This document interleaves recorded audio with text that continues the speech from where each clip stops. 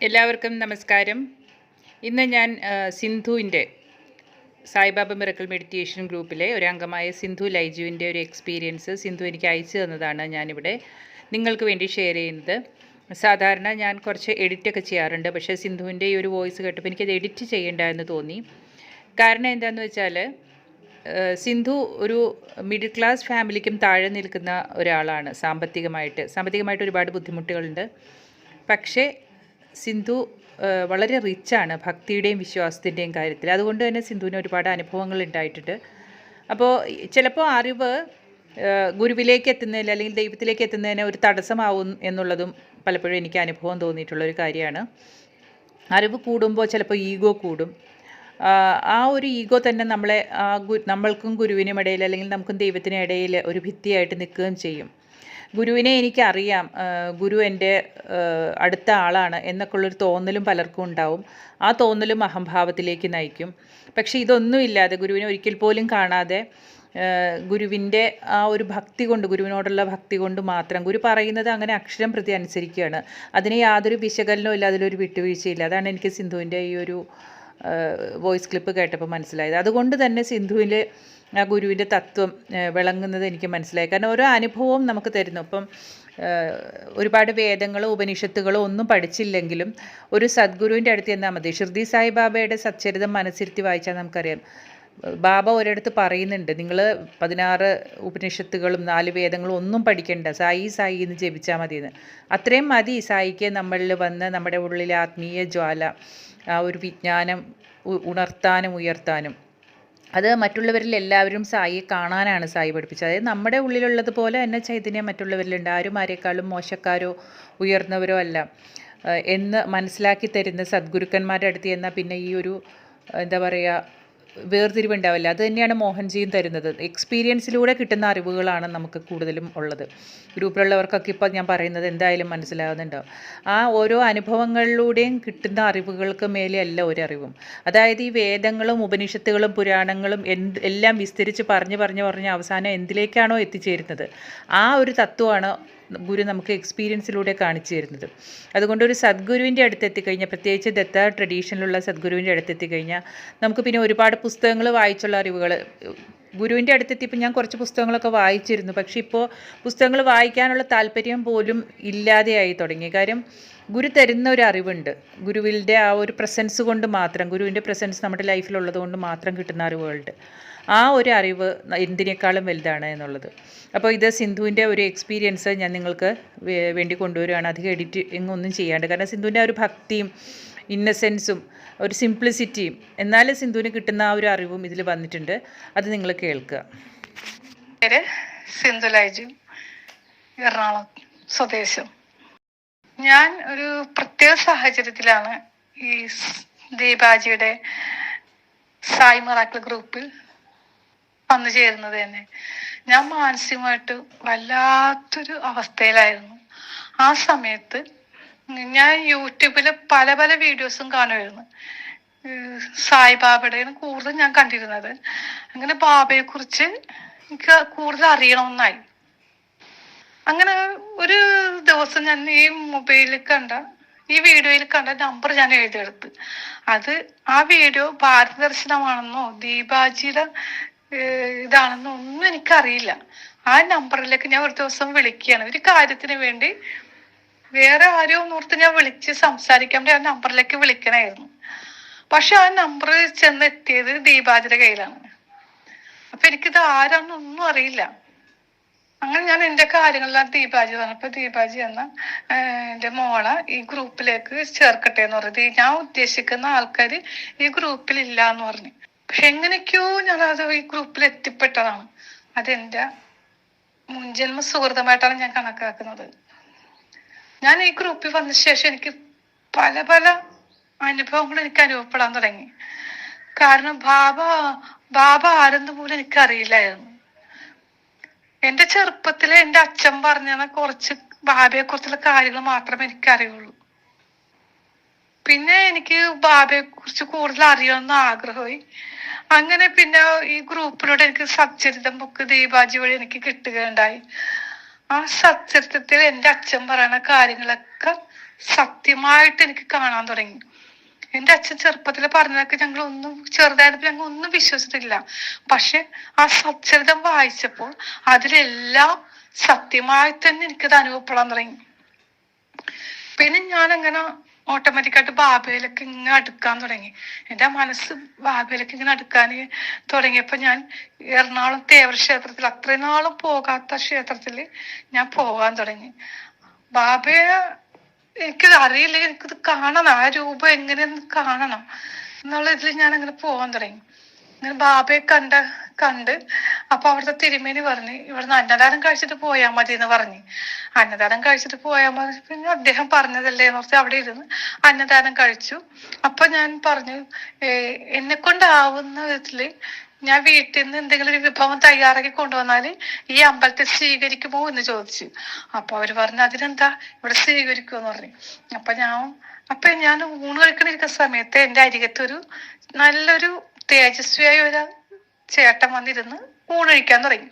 അപ്പൊ ഞാൻ ചേട്ടനോട് ചോദിച്ചു, ചേട്ടാ ഞാനിവിടെ എന്തെങ്കിലും ഒരു കറി ഉണ്ടാക്കിക്കൊണ്ട് വന്നാല് അത് സ്വീകരിക്കുമല്ലോ അല്ലേ എന്ന് ചോദിച്ചു. അപ്പൊ അദ്ദേഹം പറഞ്ഞു അതിനെന്താ കൊണ്ടുവന്നേക്കെന്ന് പറഞ്ഞു. പക്ഷെ ഒരു കാര്യം, കറി വേണ്ട, പായസം മതി എന്ന് പറഞ്ഞു. അപ്പൊ ഞാൻ പറഞ്ഞു പായസമാ, പായസത്തിനേക്കാൾ നല്ല കറിയല്ലേ, കാരണം ഊണ് കഴിക്കാൻ അധികം കറികളൊന്നും ഇല്ലല്ലോ, അവിടെ ഡെയിലി അന്നദാനം ഉണ്ട്. അപ്പൊ ഞാൻ ഒരു കറി കൊണ്ടുവന്നാല് അതൊരു വിഭവം കൂടി കൂടുമല്ലോ, അപ്പൊ അതല്ലേ നല്ലത്. അപ്പൊ ആ ചേട്ടൻ സ്നേഹത്തോടു കൂടി പറയാണ് കറി വേണ്ട, പായസം മതി എന്ന് പറയണ.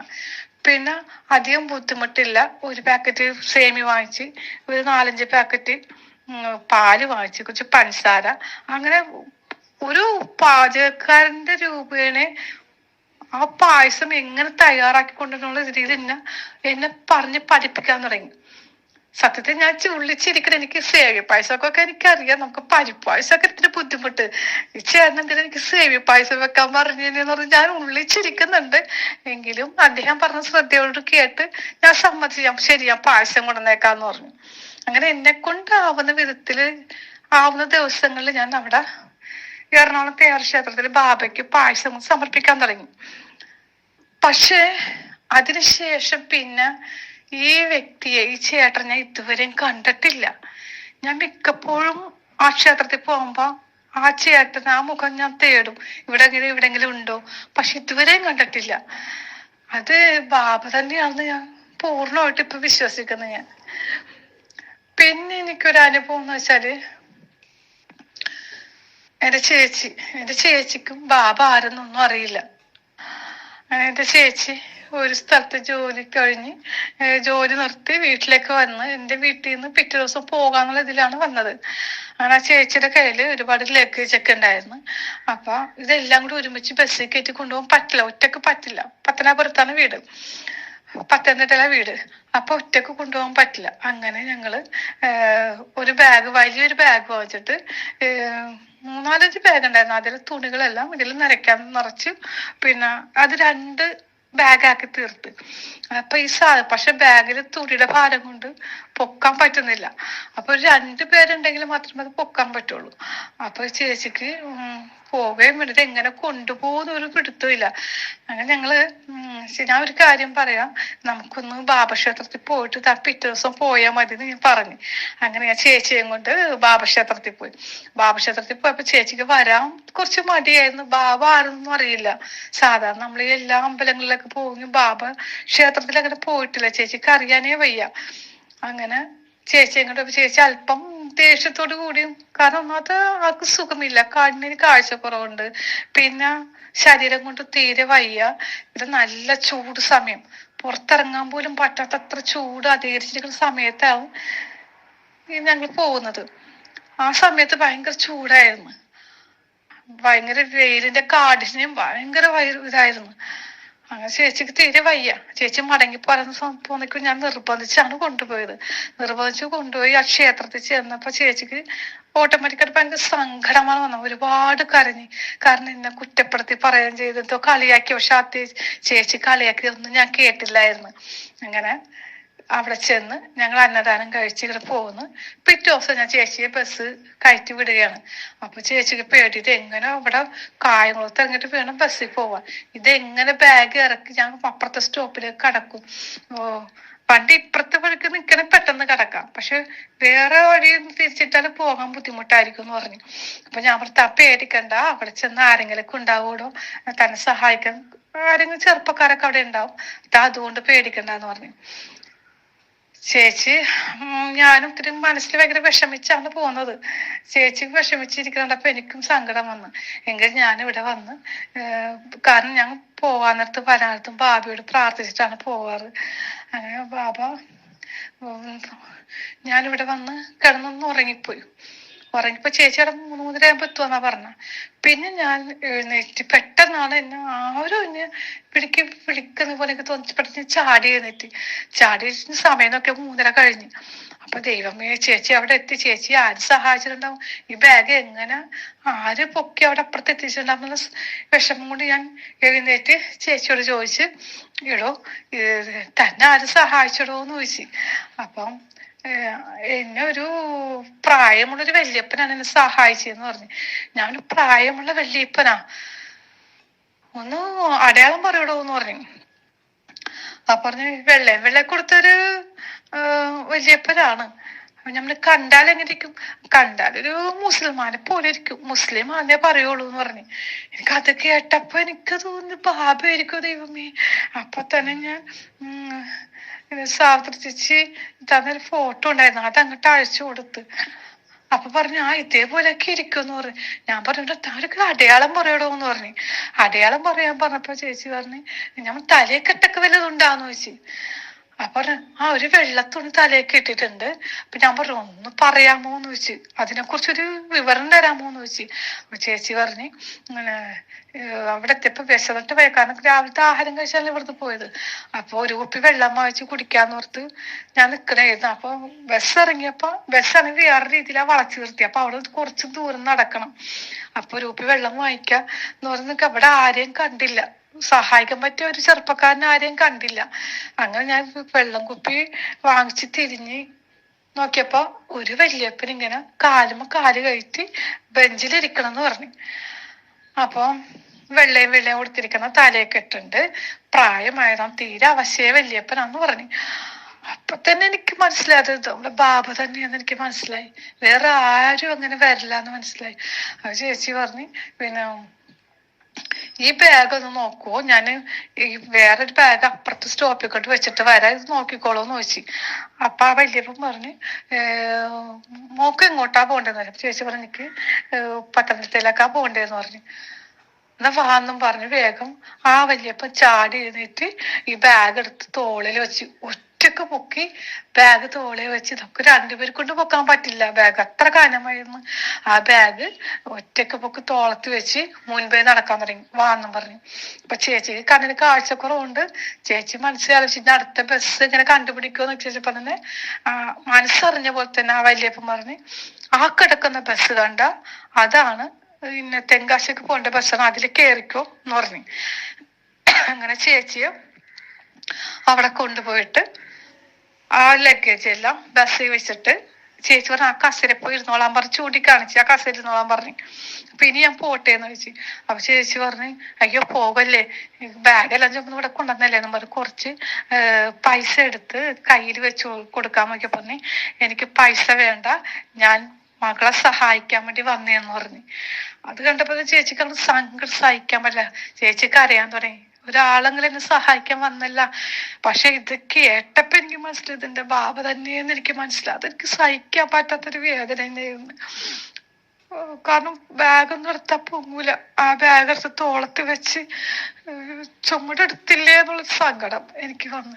ചേച്ചിയോട് ഞാൻ പറഞ്ഞു ബാബ തന്നെയാണ് കേട്ടോ, വേറെ ആരും അല്ലാട്ടോ. ചേച്ചിയും കരയാൻ തുടങ്ങി. ചേച്ചിയും കുറച്ച് വിശ്വസിച്ചു ബാബ തന്നെയാണ്. ചേച്ചി പറഞ്ഞു നിന്നെ ഞാൻ കുറച്ച് കളിയാക്കിയതായിരുന്നു, മനസ്സുകൊണ്ട് അതിന് പ്രായശ്ചിത്വം ചെയ്ത് ബാബ എടുത്ത് പോയി ബാബനെ കണ്ട മാത്രമല്ല ഒരുപാട് കരഞ്ഞു ഞാൻ എന്ന് പറഞ്ഞ് ചേച്ചി മാപ്പൊക്കെ പറഞ്ഞു പറഞ്ഞു.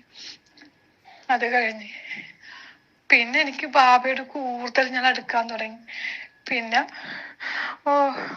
ഇതേപോലെ ഒരു ദിവസം ഞാൻ ക്ഷേത്രത്തിൽ പോയപ്പോ ആ ക്ഷേത്രത്തിലെ തിരുമേനി എന്നെ വിളിച്ചു. അപ്പൊ അവിടെ കുറച്ച് പെണ്ണുങ്ങൾ ഇരിപ്പുണ്ട്. ആ ക്ഷേത്ര തിരുമേനി വിളിച്ച് ഗ്ലാസ് എനിക്ക് വെച്ച് നീട്ടി. അപ്പൊ ആ ഗ്ലാസ് നോക്കിയപ്പോ എന്താണാവോ, ചിലപ്പോ തീർത്ഥമായിരിക്കും എന്ന് ഓർത്ത്. പക്ഷെ ആ ഗ്ലാസ് വെച്ച് നീട്ടിയപ്പോ ഞാൻ വേഗം അത് വാങ്ങിച്ചു നോക്കിയപ്പോ ഞാനങ്ങോട്ട് ഞെട്ടിപ്പോയി. കാരണം അതില് ഒരു അര ഗ്ലാസ് പാലുണ്ട്. ആ തിരുമേനി എനിക്ക് മാത്രം വിളിച്ചു തന്ന എന്താണ്? കാരണം എന്റെ അരിയത്തൊക്കെ പെണ്ണുങ്ങൾ ഇരിപ്പുണ്ട്. എനിക്കങ്ങോട്ട് വിറക്കാൻ തുടങ്ങി. ഞാൻ വേഗം പാല് അവിടെ ഇരിക്കുന്നവർക്ക് കൊടുത്ത്. അപ്പൊ അന്നദാനം നടന്നുകൊണ്ടിരിക്കണാണ്. ഞാൻ ഭക്ഷണം കഴിച്ച് വന്നുള്ളൂ. ഭക്ഷണം വെച്ച് എല്ലാവരും ഭക്ഷണം വെച്ച് അകത്ത് കയറി നിന്നിട്ട് ബാബയുടെ ഒന്നും കൂടി പ്രാർത്ഥിച്ചിട്ടേ പോകാറുള്ളൂ. അപ്പൊ കാലത്തൊട്ട് നാരായണം വായിക്കുന്ന പെണ്ണുങ്ങളായിരുന്നു അത്. അവര് ആഹാരം കഴിച്ച് വന്നിരുന്നു. ഞാനും വന്നിരുന്നു. അപ്പോഴാണ് തിരുമേനി എനിക്ക് പാല് വെച്ച് കിട്ടിയത്. അങ്ങനെ പാല് അവിടെ ഇരിക്കുന്നവർക്ക് ഞാൻ കൊടുത്തിരുന്നു. തിരുമേനി അത് കുടിച്ചോളൂ എന്ന് കാണിച്ചോണ്ടിരിക്കുക. എനിക്കാണെങ്കിൽ കുടിക്കാൻ പേടി പോലെ. എനിക്കങ്ങനെ വല്ലാണ്ട് ശരീരം വിറക്കാൻ തുടങ്ങി. അങ്ങനെ ഞാൻ പിന്നെ അവിടെ ഇരിക്കുന്ന ചേട്ടന് വേണ്ടാന്ന് പറഞ്ഞു. ബാക്കി പെണ്ണുങ്ങൾക്ക് കൊടുത്തു. പിന്നെ തിരുമേനി വേഗം കുടിക്കെന്ന് പറഞ്ഞു. പിന്നെ ഞാനപ്പോ അവർക്ക് കൊടുത്ത ശേഷം ഞാൻ പിന്നെ വായിലേക്ക് ഒഴിച്ചു ആ ഗ്ലാസ് അങ്ങനെ തിരുമേനെ ഏൽപ്പിച്ചു. ഗ്ലാസ് അവിടെ അപ്പുറത്ത് കൊണ്ട് വെച്ച്, തിരുമേനെ ഏൽപ്പിക്കാൻ പാടില്ല, അപ്പുറത്ത് കൊണ്ട് വെച്ച്. അത് കഴിഞ്ഞപ്പോ ഒരു ചേച്ചി ഓടി വന്നു. അതും നാരായണയും വായിച്ച ചേച്ചിയാണ്. അത് ആഹാരം കഴിച്ചിട്ട് അകത്തേക്ക് ഓടി കയറി വന്നു. അപ്പൊ അവിടെ ഇരുന്ന ചേച്ചി പറഞ്ഞു, ദേ ആ ചേച്ചി കൊടുക്കെന്ന് പറഞ്ഞു. അപ്പൊ ഞാൻ പറഞ്ഞു, ഇല്ല, തിരുമേനി കുടിക്കാൻ പറഞ്ഞപ്പോ ഞാൻ അത് കുടിച്ചു പോയല്ലാന്ന് പറഞ്ഞു. അപ്പൊ ആ ചേച്ചിക്ക് ഇഷ്ടപ്പെട്ടില്ല. ആ ചേച്ചി ഇത്തിരി മുഖം കറുപ്പിച്ച് പറഞ്ഞു, ആൾക്കാർ വരുമെന്ന് അറിയാൻ പാടില്ലേന്നും പറഞ്ഞു എന്നോട് ചൂടായപ്പോ എനിക്കത് പെട്ടെന്ന് അങ്ങോട്ട് മനസ്സിനങ്ങോട്ട് സങ്കടമായപ്പോ ഞാൻ അത് ബാബയോട് പറഞ്ഞു. ബാബ ആള് കൊള്ളാട്ടാ, എനിക്ക് പാല് തരുകയും ചെയ്ത് വഴക്ക് കേൾപ്പിക്കുകയും ചെയ്തല്ലേ എന്ന് പറഞ്ഞ് എനിക്കാണ് സങ്കടം വന്നു. അതിനുശേഷം ഞാൻ ബാബയുടെ ഫോട്ടോ എടുത്ത് ഇങ്ങോട്ട് പോന്നു. 3 ഫോട്ടോ എടുത്തായിരുന്നു. 3 ഫോട്ടോ എടുത്തതിന് പോന്ന ശേഷം പിന്നെ അത് ഞാൻ മറന്നുപോയി. പിന്നെ കാരണം ഇതേപോലെ എന്റെ 1 മാസം കഴിയുമ്പോൾ ഫോണിന് നെറ്റ് തീരുമല്ല, ഫോൺ കട്ടായി കിടക്കണേന്ന്. അപ്പൊ ഞാൻ സേവ് ആയിട്ടുള്ളതൊക്കെ ഞാൻ നോക്കാൻ തുടങ്ങി. നോക്കിയപ്പോഴാണ് ഈ ഫോട്ടോ എന്റെ കണ്ണിലുടക്കിയ. ആ ഫോട്ടോ കണ്ണിൽ ഞാൻ അന്ന് ഞാൻ എടുത്ത ഫോട്ടോ ഇല്ലേ എന്ന് ഓർത്ത് ഞാൻ ഫോട്ടോ നോക്കിയപ്പോഴാണ് എനിക്ക് അങ്ങോട്ട് അതിശയം വന്നത്. കാരണം ഞാൻ പറഞ്ഞത് ബാബക്ക്, കാരണം അത് ബാബയുടെ ഒരു ഭക്തിയെ ആരും കുറ്റം പറയാനോ ദേഷ്യപ്പെടാനോ ബാബ അനുവദിക്കില്ല എന്ന് എനിക്ക് മനസ്സിലായി. കാരണം ബാബയുടെ ഫേസ് മാറിയിരിക്കുന്നു. കാരണം ബാബയെ ഒരു ഫോട്ടോയില് ബാബ ചിരിച്ചിരിക്കുന്നത്, പിന്നത്തെ ഫോട്ടോ എടുത്താൽ ബാബയുടെ ഫേസ് മാറി, കണ്ണൊക്കെ മേൽപോട്ടാക്കി വേറെ ഫേസ്. അപ്പൊ എനിക്ക് മനസ്സിലായി ബാബയോട് ഞാൻ പറയുന്നത് എന്നെ വഴക്ക് വെപ്പിച്ചെന്ന് പറഞ്ഞ ബാബയുടെ ഫേസ് മാറി. അപ്പൊ എനിക്ക് സങ്കടമായി. അത് എനിക്ക് ഭയങ്കര വിഷമമായി. ബാബ അപ്പൊ എല്ലാം അറിയുന്നുണ്ടല്ലോ എന്ന് ഓർത്ത്. പിന്നെ അതേപോലെ ഇങ്ങനെ കൊച്ചു അനുഭവങ്ങൾ ബാബ എനിക്ക് തന്നിട്ടുണ്ട്. ബാബയിലൊക്കെ ഞാൻ അപ്പൊ പിന്നെയും എടുത്തോണ്ടിരിക്കുകയായിരുന്നു. അതുപോലെ തന്നെയാണ് ശങ്കരഗ്രാമത്തിൽ എനിക്ക് ചെറിയൊരു അൾസറിന്റെ കംപ്ലൈന്റ്, ഒരു ബാക്ടീരിയ അകത്ത് കയറിയിട്ടുണ്ടായി. കാരണം അൾസർ ആയിട്ടില്ല, ആ ബാക്ടീരിയ അകത്ത് കയറുന്നതോടി ഭയങ്കര വയറുവേദനയാണ്. ഫുഡൊന്നും കഴിക്കാൻ പാടില്ല, ഭയങ്കര വയറുവേദന. കഴിച്ചില്ലേ വേദനയോടൊന്നും, കഴിച്ചാലും വേദനയാണ്. അങ്ങനെയാണ് ഞങ്ങളുടെ ഗ്രൂപ്പിൽ നിന്ന് ദീപാജി ശങ്കരഗ്രാമത്തിലെ ഉദ്ഘാടനത്തിന് ഞങ്ങളെല്ലാവരെയും കൊണ്ടുപോയി. അപ്പൊ അവിടെ ഒരുപാട് സന്യാസി ശ്രേഷ്ഠന്മാരൊക്കെ ഉണ്ടായിരുന്നു. അപ്പൊ അവിടുന്ന് ഞാൻ ഒരുപാട് നാൾക്ക് ശേഷമാണ് ഞാൻ അവിടെ നിന്ന് ആ സാമ്പാറും മറ്റേം കൂട്ടി ആഹാരം കഴിച്ച്. അത് കഴിച്ചപ്പോ എനിക്ക് പേടിച്ചാണ് കഴിച്ചതെങ്കിലും ആ ആഹാരം കഴിച്ച ശേഷം പിന്നെ എനിക്ക് അങ്ങനെ വയറുവേദന അങ്ങനെ വരല് കുറവായി, അങ്ങനെ അധികം വന്നിട്ടില്ല. പിന്നെ ഞങ്ങളുടെ ഭക്തി ഗ്രൂപ്പിൽ ഒരു മാനസ പൂജയെ കുറിച്ച് ദീപാജിയും മറ്റുള്ളവർക്കൊക്കെ പറഞ്ഞു കേട്ടതിനെ തുടർന്ന് ഞാൻ ബാബയ്ക്ക് മാനസ പൂജ ചെയ്യാൻ തുടങ്ങിയപ്പോ എല്ലാ ആഹാരവും ഞാൻ ബാബയ്ക്ക് സമർപ്പിച്ചിട്ടേ കഴിക്കാറുള്ളൂ. ബാബയ്ക്കും ഞങ്ങളുടെ ഗുരുവായ മോഹൻജിക്കും ഭഗവാൻ കൃഷ്ണനും ആ രാധാകൃഷ്ണനും 3 പേർക്കും കൂടി എന്ത് ആഹാരം കിട്ടിയാലും രാവിലെ എഴുന്നേറ്റ് ഉടനെ ഒരു ചായയായാലും ആ ചായ മുതൽ ഞാൻ രാത്രി കിടക്കുന്നവരെ എന്ത് ആഹാരമായാലും കിട്ടുമ്പോ ഇവർക്ക് 3 പേർക്ക് സമർപ്പിച്ചിട്ടേ ഞാൻ കഴിക്കാറുള്ളൂ. പിന്നെ ഇവിടെ അമ്പലത്തിൽ അന്നദാനം എവിടെ ആയിക്കോട്ടെ ഉണ്ടായാല് പുറത്ത് എന്തെങ്കിലും ഫംഗ്ഷന് പോയാലും ഞാൻ മോഹൻജിയുടെ ഫോട്ടോ ബാഗില് എന്റെ പേഴ്സിൽ വെച്ചിട്ടാ പോവാറ്. ആ പേഴ്സ് വെച്ച് ഞാൻ മോഹൻജിയെ കൊണ്ടേ പോവാറുള്ളൂ. എന്ത് പ്രശ്നങ്ങൾ തരണം ചെയ്യേണ്ടി വന്നാലും ഈ മോഹൻജിയുടെ ഫോട്ടോയും കൊണ്ട് ഞാൻ പോവുള്ളൂ. പക്ഷെ അതെനിക്ക് വളരെ ലളിതമായി എനിക്ക് അത് സാധിക്കും. ചിലപ്പോ നമ്മുടെ നേരെ കയർത്തുന്ന ആൾക്കാരായിരിക്കും. അവര് വേറെ ഭയങ്കരമായിട്ട് ദേഷ്യപ്പെട്ട് വന്നാലും പക്ഷെ നമ്മുടെ അരിയത്തെത്തുമ്പോ അവരെ ദേഷ്യം അങ്ങോട്ട് വല്ലാണ്ട് ഒലിച്ചങ്ങോട്ട് ഇല്ലാണ്ടായിപ്പോവും. അപ്പൊ ഞാൻ മനസ്സിലാക്കും എന്റെ ഗുരുവിന്റെ ഫോട്ടോ ഉള്ളതുകൊണ്ടായിരിക്കും, ബാബയൊക്കെ ഞാൻ മുറുകെ പിടിക്കുന്നത് കൊണ്ടായിരിക്കും ഞാൻ വിചാരിക്കും. അത് വിചാരിക്കുന്നല്ല, അത് സത്യം തന്നെയാണത്. അതെനിക്ക് പറയാൻ പറ്റില്ല. പിന്നെ ദീപാജി വഴി ഒരുപാട് സേവകളൊക്കെ എനിക്ക് ചെയ്യാൻ സാധിച്ചിട്ടുണ്ട്. പിന്നെ നമ്മുടെ ഗ്രൂപ്പില് ഒരുപാട് അമ്മമാര് സഹോദരിമാരൊക്കെ ഉണ്ട്. എല്ലാവരും നല്ല മനസ്സിന്റെ ഉടമകളാണ്. അവര് എന്ത് സേവ ചെയ്യാനും തയ്യാറായിട്ട് സാമ്പത്തികപരമായിട്ടും ആഹാരങ്ങളായിട്ടും എന്തായിട്ടും അവർ ചെയ്യാൻ വളരെയധികം ഉത്സാഹവതികളായിട്ടാണ് നിൽക്കണം. എന്തിനും തയ്യാറായിട്ട് നിൽക്കണം. ഓരോരുത്തരുടെ സങ്കടം അവരുടെ സങ്കടമായിട്ട് ഏറ്റെടുക്കുകയാണ് ചെയ്യുന്നത്. ഇത്രയും നല്ലൊരു ഗ്രൂപ്പിൽ എത്തിച്ചേരാൻ സാധിച്ചത് ഞാൻ ഭാഗ്യവതിയായിട്ടാണ് എനിക്ക് തോന്നിക്കുന്നത്.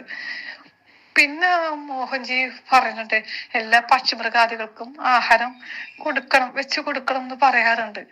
അതുപോലൊക്കെ തന്നെയാണ് ഞാൻ ചെയ്യാറ്.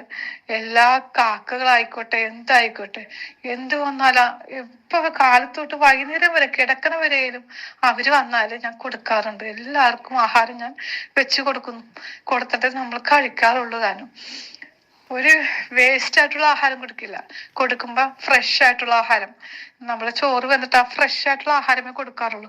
ഒരിക്കലും വേസ്റ്റ് ആയിട്ടുള്ള ആഹാരം ഞാൻ വെച്ച് കൊടുക്കാറില്ല. കാക്കകൾ എന്ന് പറയുമ്പോൾ അത് എവിടെന്നെങ്കിലൊക്കെ കുത്തി തിന്നുന്നതായിരിക്കാം, പക്ഷെ നമ്മൾ കൊടുക്കുമ്പോ എല്ലാം ഫ്രഷ് ആയിട്ടുള്ള ആഹാരമാണ് ഞാൻ കൊടുക്കാറ്. അതുപോലെ തന്നെ മോഹൻജിയുടെ ദീക്ഷ ഏറ്റെടുക്കുന്ന സമയം അന്ന് എന്റെ ഫോൺ കട്ടായിപ്പോയി. കാരണം ഫോൺ തലേ ദിവസം കട്ടായി. കാരണം ദീക്ഷക്ക് കൊടുമുടിയുടെ ദീക്ഷ വെച്ചിരിക്കുന്ന. അപ്പൊ മോഹൻജിയെ കാണാനായിട്ട് ആദ്യമായിട്ടാണ് കാണാൻ പോകുന്നത്. ഇതുവരെ ഞാൻ മോഹൻജിയെ കണ്ടിട്ടില്ല. നമ്മളെ ഗുരുവായി സ്വീകരിച്ചിട്ട് ഇതുവരെ മോഹൻജിയെ കാണാൻ പറ്റാത്ത സങ്കടം എനിക്കുണ്ടായിരുന്നു. കൊല്ലത്തൊന്നും വന്നിട്ട് ഇത് കാണാൻ സാധിച്ചില്ലായിരുന്നു. അപ്പൊ ആദ്യമായിട്ട് കാണാൻ പോകേണ്ട സന്തോഷം എല്ലാം ഉണ്ട്. നമ്മുടെ ഗ്രൂപ്പിലെ സഹോദരിമാര് ഓരോരുത്തരെ അവരവർക്കാവുന്ന വിധത്തില് കൊണ്ടുപോകുന്നുണ്ട്.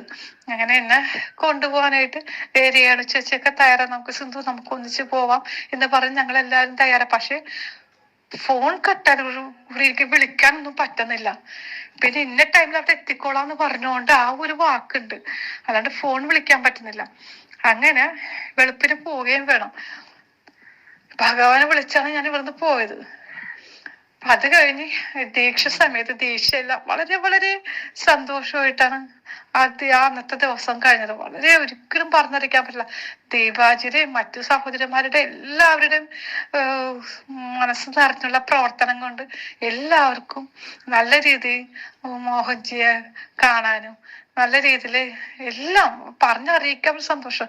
മോഹൻജിയെ ഒന്നും സംസാരിക്കാനോ ഒന്നും നിൽക്കാൻ സമയം കിട്ടില്ല എന്നാണ് പറഞ്ഞത്. പക്ഷെ ആ ഭഗവാൻ ആ ഗുരു എത്ര മണിക്കൂർ വേണമെങ്കിലും നമുക്ക് നമ്മുടെ കൂട്ടത്തിൽ നിൽക്കാൻ തയ്യാറായിട്ട് തന്നെ ഒരു ക്ഷീണമില്ലാണ്ട്.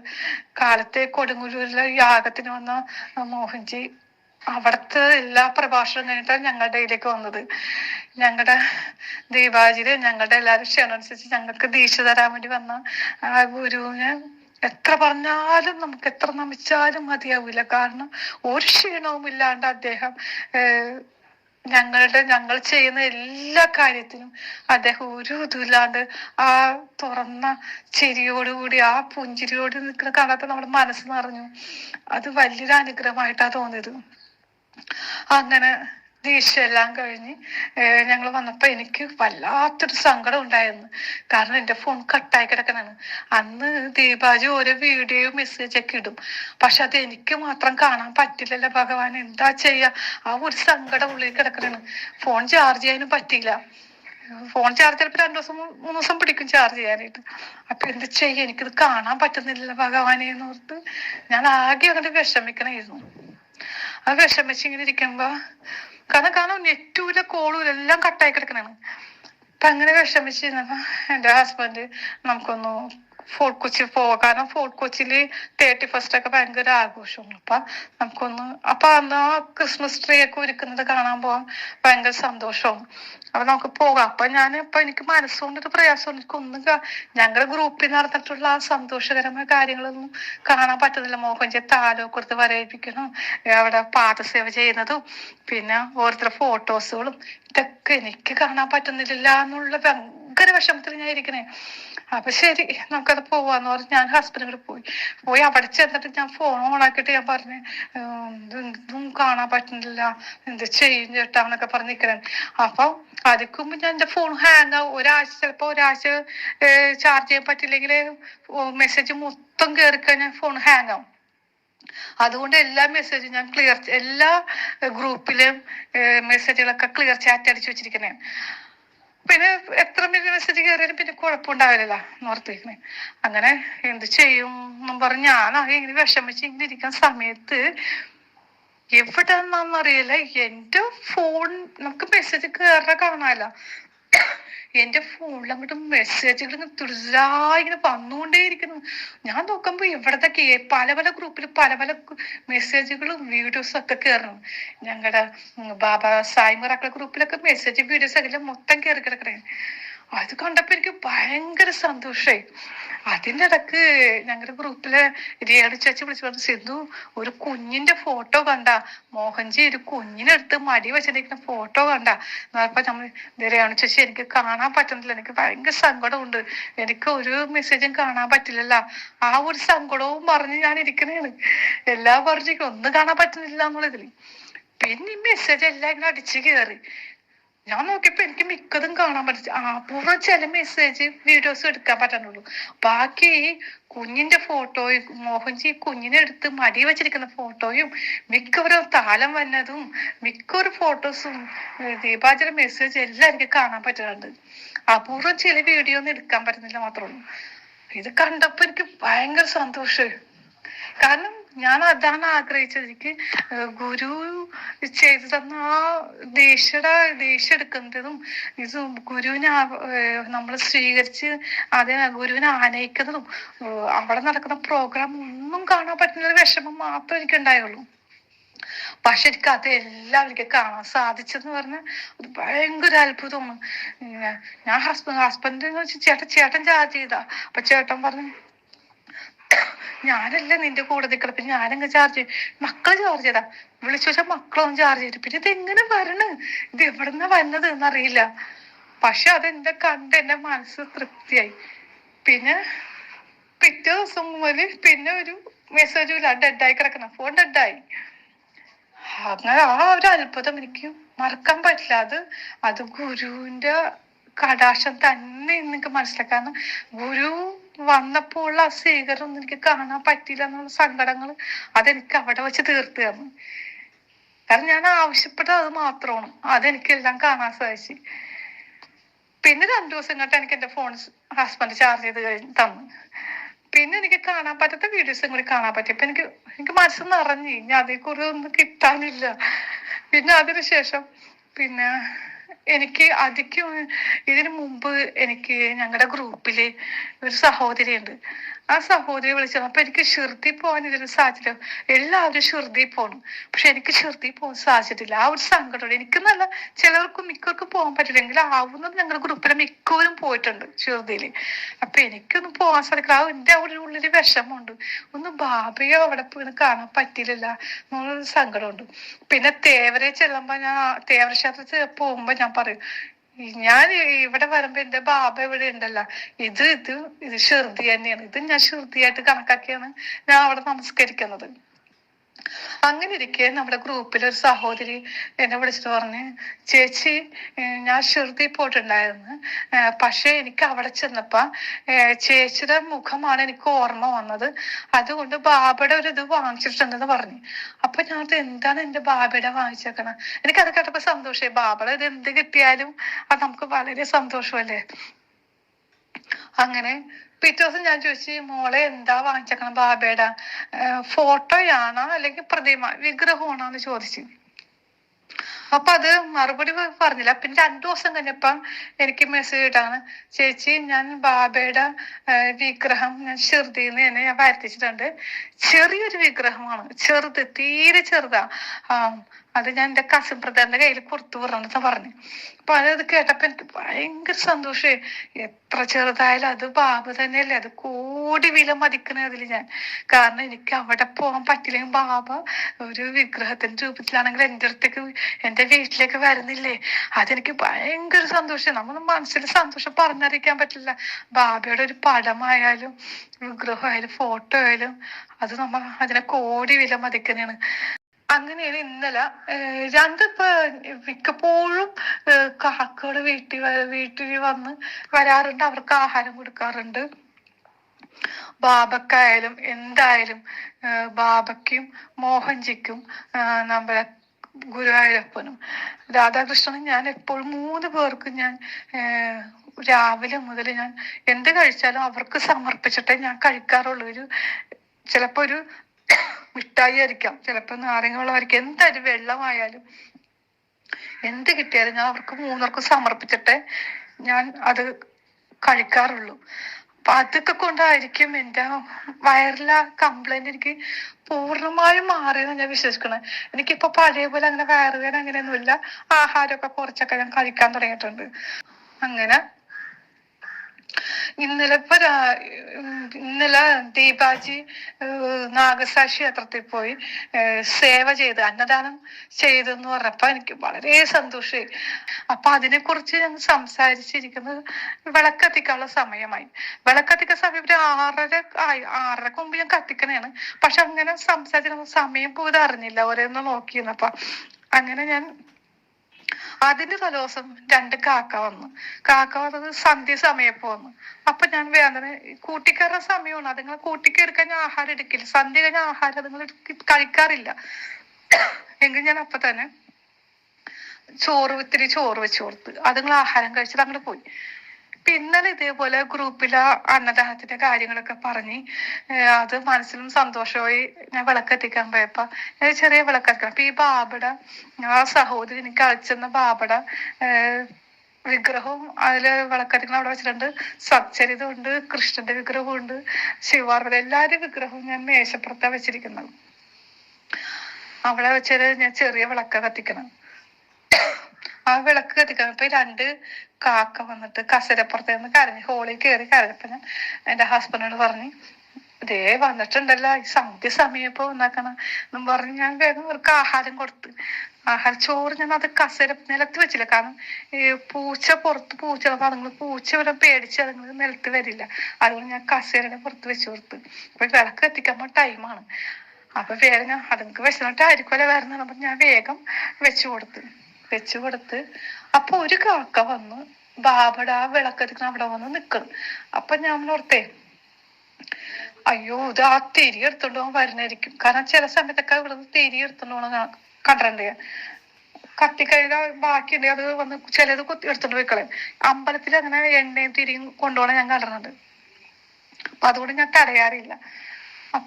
അപ്പൊ ഒരെണ്ണം ഭക്ഷണം കഴിക്കണം കേട്ടോ. അപ്പൊ ഒരെണ്ണം അവിടെ ഇരിക്കുന്നുണ്ട്. അപ്പൊ ഞാൻ പറയും, ഓ തിരി എടുക്കാൻ വന്നതായിരിക്കും എന്ന് പറഞ്ഞ് ഞാൻ പിന്നെ വിളക്ക് കത്തിക്കാനുള്ള തീപ്പെട്ടി നോക്കാൻ അങ്ങോട്ട് പോയി. വിളക്ക് കത്തിക്കാൻ നോക്കിയപ്പോ വേറെ ഒന്നുമല്ല, ഞാൻ വെച്ചു കൊടുത്ത ഭക്ഷണത്തിൽ നിന്ന് കുറച്ച് ചോറെടുത്ത് ബാബയുടെ വിഗ്രഹത്തിന്റെ മുൻപിൽ കൊണ്ടുപോയി വെച്ചേക്കണത്. എനിക്കത് കണ്ടപ്പോ സങ്കടമാണ്, സന്തോഷമാണോ അത്ഭുതമാണോ വന്നെന്ന് എനിക്കറിയില്ല. കാരണം ഞാൻ ഞെട്ടിപ്പോയി. കാരണം ഇതെന്താണ് ഈ കാണിക്കണേ? ഇവിടെ ഇരുന്ന ആഹാരം അവിടെ കൊണ്ട് ബാബയിൽ സമർപ്പിച്ചിട്ടാണ് അതുങ്ങൾ കഴിച്ചേക്കണത്. അതെന്താന്ന് എനിക്കൊരു പിടി കിട്ടിയില്ല. അങ്ങനെ ഞാൻ മനസ്സാകെ എനിക്ക് ഇതായി. അതിന്റെ ഉത്തരം കിട്ടാൻ എന്താ, ഞാൻ ബാബയെ കുറിച്ച് എന്താണ് ബാബ അതിന്റെ ഉത്തരം? ഞാൻ ബാബക്ക് എല്ലാം സമർപ്പിച്ചിട്ടല്ലേ ഞാൻ കഴിക്കാറുള്ളൂ. അങ്ങനെ ബാബക്ക് കൊടുത്തിട്ടേ കഴിക്കാൻ പാടുള്ളൂ എന്നുള്ള ഇതല്ല കാണിച്ചേക്കണം. കാരണം ഞാൻ സമർപ്പിക്കുന്നുണ്ട്. കാലത്ത് തൊട്ട് കിടക്കണ വരെ എന്ത് കഴിച്ചാലും സമർപ്പിച്ചിട്ടേ കഴിക്കാറുള്ളൂ. അപ്പൊ അതല്ല പിന്നെ എന്താണ് കാണുന്നത്? അതിന് എനിക്കിത് പറഞ്ഞു തരാമെന്ന് വെച്ചൊരു പിടിയും കിട്ടുന്നില്ല. അങ്ങനെ ഞാൻ പിന്നെ ശരിക്കും ബാബയോട് പ്രാർത്ഥിച്ചിട്ട് സച്ചരിതം ബുക്ക് ഞാൻ തുറന്നു നോക്കിയപ്പോ അതില് കാണുന്ന മെസ്സേജ് ബാബ ഓരോരുത്തരെ പാമ്പിൽ നിന്നും തേളിൽ നിന്നും രക്ഷിച്ച ഭാഗങ്ങൾ വായിക്കണം. അപ്പൊ ഇതെന്താണ് അങ്ങനെ ഓർത്തു. അപ്പോഴാണ് എനിക്ക് ഓർമ്മ വന്നത്, ദീപാജി നാഗസായി ക്ഷേത്രത്തിൽ പോയിട്ടല്ലേ അന്നദാനം നടത്തിയത്. ആ ഒരു ചിന്ത എനിക്ക് വന്നു. പിന്നെ ഇതിന്റെ പൊരുളെന്താ, അതൊരു കാരണമാകാം ചിലപ്പോ കാണിച്ചിരിക്കുന്നത്. പിന്നെ ഞാൻ ഉദ്ദേശിച്ച ചിലപ്പോ പ്രകൃതിയിലെ ജീവികൾ പോലും അതുങ്ങളുടെ മനസ്സുകൊണ്ട് ബാബയ്ക്ക് സമർപ്പിച്ചിട്ടാണ് ആഹാരം കഴിക്കുള്ളൂ എന്നാണ് ബോധിപ്പിക്കണം. അതും എൻ്റെ മനസ്സിലൊരു ചിന്തയായി തീർന്നിരിക്കണേ. എന്താന്നറിയില്ല, എനിക്ക് ഭയങ്കര സന്തോഷവും സങ്കടവും അത്ഭുതവും എനിക്ക് പറഞ്ഞറിയിക്കാൻ പറ്റാത്ത. കാക്കകൾ പോലും അങ്ങനെ ചെയ്യുന്നത് കണ്ടപ്പോ എനിക്ക് സഹിക്കാൻ പറ്റില്ല. എനിക്ക് ഗുരുവിന്റെ കടാക്ഷം ബാബയ്ക്ക് ഞാൻ എവിടെ പോയാലും മോഹൻജിയുടെ ഫോട്ടോസും കൊണ്ടേ പോകാറുള്ളൂ. ഒരു കല്യാണ വീടായാലും ഒരു അന്നദാനം നടത്തുന്ന സ്ഥലത്തായാലും സത്യം പറഞ്ഞാൽ ഒരു മരണം വീട്ടിൽ പോയാലും ഞാൻ അത് കൊണ്ടുപോകും. കാരണം ഏതെങ്കിലും വിധത്തിൽ എന്തെങ്കിലും ആ വ്യക്തി പാപം ചെയ്തിട്ടുണ്ടെങ്കിൽ മോഹൻജിയുടെ ഒരു പ്രാർത്ഥനയോ കടാശോ ഉണ്ടെങ്കിൽ ആ വ്യക്തിക്ക് മോശം കിട്ടട്ടെ എന്ന് വിചാരിച്ച് അതും കൊണ്ടുപോയിട്ട് ഞാൻ പ്രാർത്ഥിച്ചിട്ടേ പോരാറുള്ളൂ. പിന്നെ ഞങ്ങളുടെ ഗ്രൂപ്പിലെ എല്ലാവരും ഭയങ്കരമായിട്ടും എന്താ പറയാ, ഞങ്ങളെല്ലാവരും ഒരേ മനസ്സിലൂടെ പ്രവർത്തിക്കുന്നത്. ഭഗവാന്റെ കഴുത്തിലെ ഒരു മാലയില, ഞങ്ങളുടെ ഗ്രൂപ്പിൽ എല്ലാവരും ഒരു മാലയില ഇത് തന്നെ മുത്തുമണികളാണ്. അതിലൊരു മുത്തായി തീരാൻ എനിക്കൊരു ഭാഗ്യം കിട്ടിയത് പുണ്യവട്ട കരുതണം. അതിൽ ഞാൻ ദീപാജിയോടും ബാബിയോടും മോഹൻജിയോടും എൻ്റെ ഭഗവാൻ കൃഷ്ണനോടും ഞാൻ വളരെയധികം ഭക്തിയോടുകൂടി ഓർക്കുകയാണ്. അവർക്കായി ഞാൻ കടപ്പെട്ടിരിക്കണം. എൻ്റെ ജന്മം ശരിക്കും പറഞ്ഞ് സഫലമായെന്ന് ഞാൻ വിചാരിക്കണം. കാരണം എനിക്കൊരു ജന്മം അത് ഭഗവാന്റെ കാൽപാദത്തിലായിരിക്കണം. ഒരു മോശം ഭഗവാനിലേക്ക് അലിൻ ചെയ്യണം. കാരണം എനിക്ക് വലിയ മന്ത്രങ്ങളോ ശ്ലോകങ്ങളോ ഒന്നും എനിക്കറിയില്ല.